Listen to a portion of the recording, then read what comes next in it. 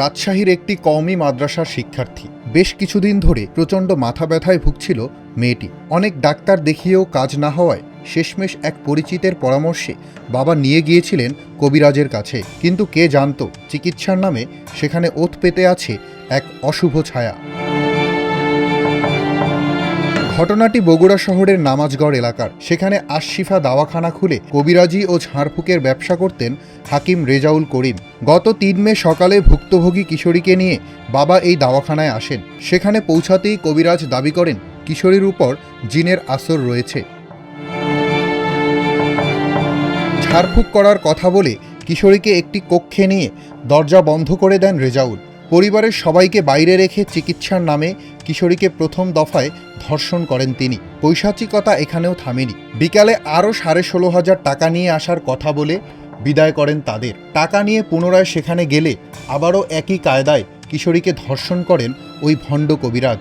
জীবন অবাক না করলে কে করবে? 28% মিল্ক ফ্যাটের অবাক করার সাথে ফ্রেশ মিল্ক পাউডার। জীবন অবাক করুক প্রতিদিন।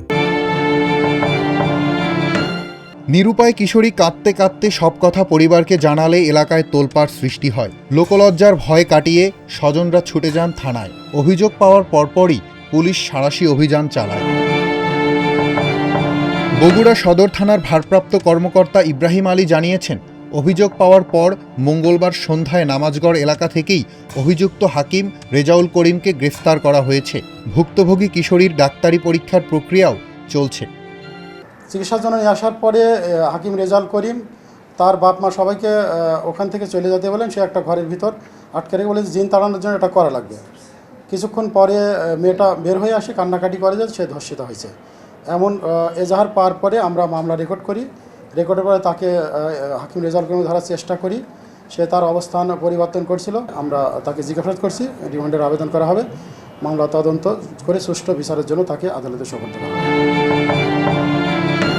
সচেতন নাগরিকরা দাবি করছেন, দ্রুত বিচারের মাধ্যমে এই ভণ্ড কবিরাজের দৃষ্টান্তমূলক শাস্তি নিশ্চিত করা হোক।